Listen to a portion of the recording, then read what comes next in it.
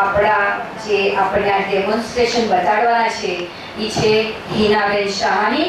Hina, can you come here please? Let me introduce her. Yeah, you can see her. She's a chef, Hina Shahani. આપણે red ગ્રેવીથી start કરશું.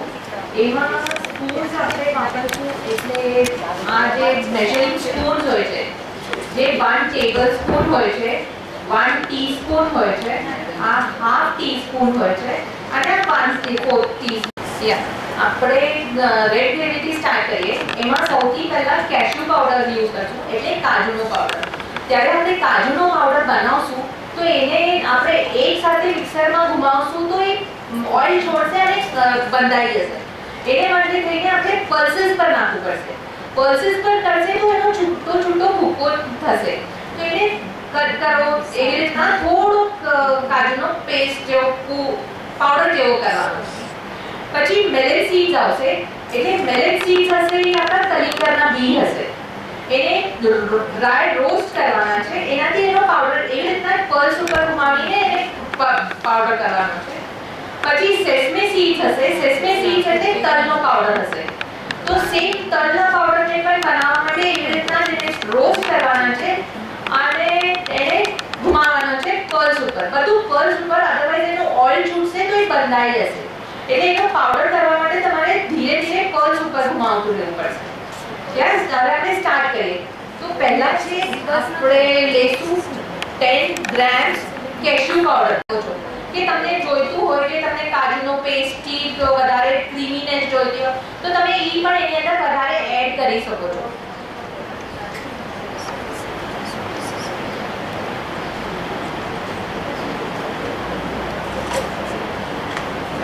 Onion powder આપણે વાપરશું. Onion powder readymade બહાર મળે છે, કોઈ પણ શોપમાં તમને મળશે.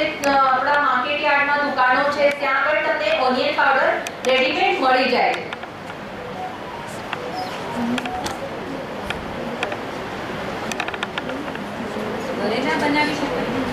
ઘરે તમારે આખા ડ્રાય કરવા પડશે.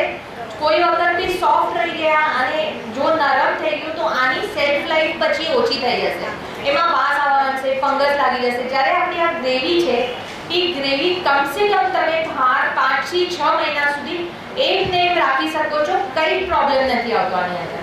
કલોંજી સીડ્સ ને પાવડર કરી શકાય instead of onion powder? No, that is different. That is different. Okay.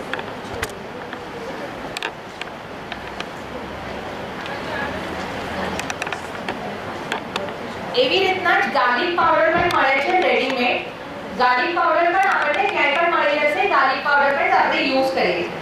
અને આમાં કોઈને પણ જૈન જોઈતું હોય તો તમે એની અંદર અનિયન અને ગાર્લિક મિક્સ કરી શકો છો, એને સ્કીપ કરી નાખો તો એ જૈન રેસીપી થઈ જશે. આમાં જેને કોઈને ગાર્લિક ઓછું ભાવતું હોય, યા તો વધારે પસંદ હોય, યા તો અનિયન્સ વધારે પસંદ હોય તો તમે એની અંદર એ પ્રમાણે પાવડર ઓછો વધતો કરી શકો છો.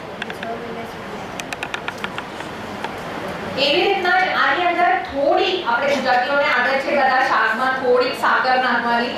તો સાકરનું પણ એવું છે, આપણે ગુજરાતીમાં પણ મીઠા બહુ છીએ એટલે સાકર થોડીક નાખીએ છીએ આપણે એની અંદર. તો સાકરનું પણ એવું છે, આપણે ગુજરાતીમાં પણ મીઠા બહુ છીએ એટલે સાકર થોડીક નાખીએ છીએ આપણે એની અંદર.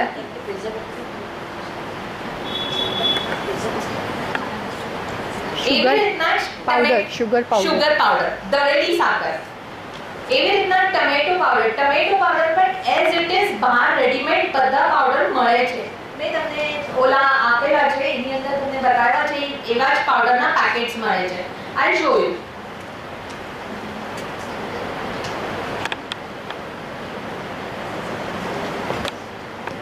અને આપણે એમાં કાશ્મીરી રેડ ચીલી વાપરી ગયા છે, જેનાથી એનો કલર આવી જાય છે. આપણે વાપરતા નથી નોર્મલ ફૂડ કલરના બદલે આપણે કાશ્મીરી રેડ ચીલીઝ વાપરીએ તો એનો કલર આવી જાય છે.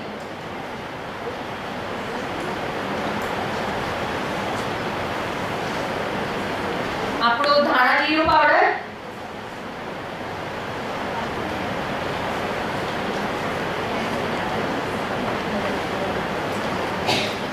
હળદર પિંચ, તમને એની અંદર મેઝરમેન્ટ મેં ઓલરેડી આપેલા છે, કેટલા મેઝરમેન્ટ કેવી રીતના લેવા છે.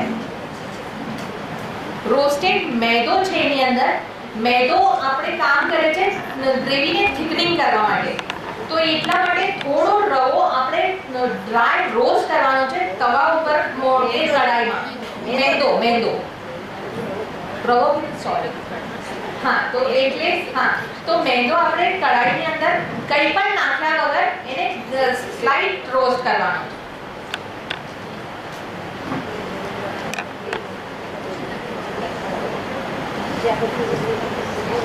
મિલ્ક પાવડર,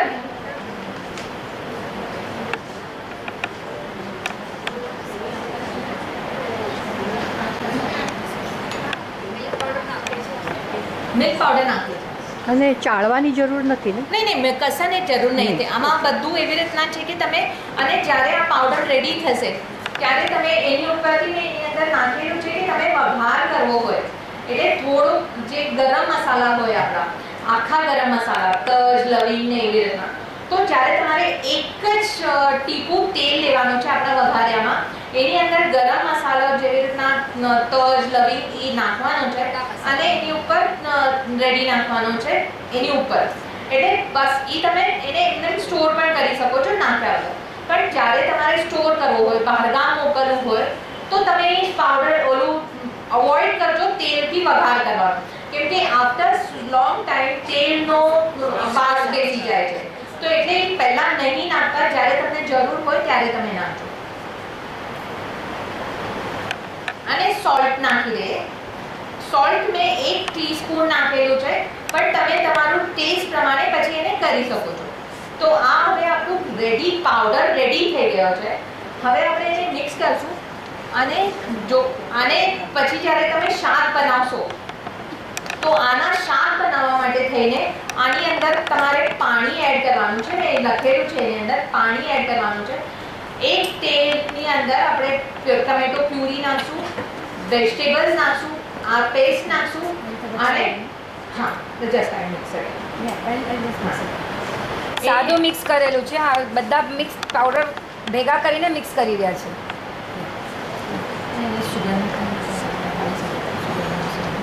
હા, પૂછો.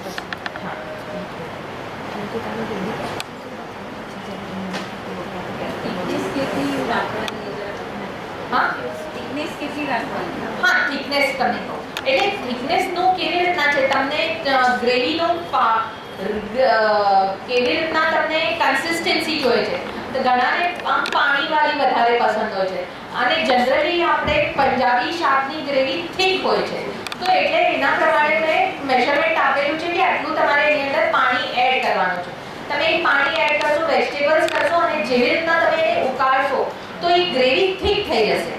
પછી તમારા એના ઉપર છે કે તમારે એને થોડી પતલી કરવી છે, સોલ્ટ એડ કરવું છે, મરચું, તો તમે તમારા પ્રમાણે એની અંદર બધું મિક્સ કરી શકો.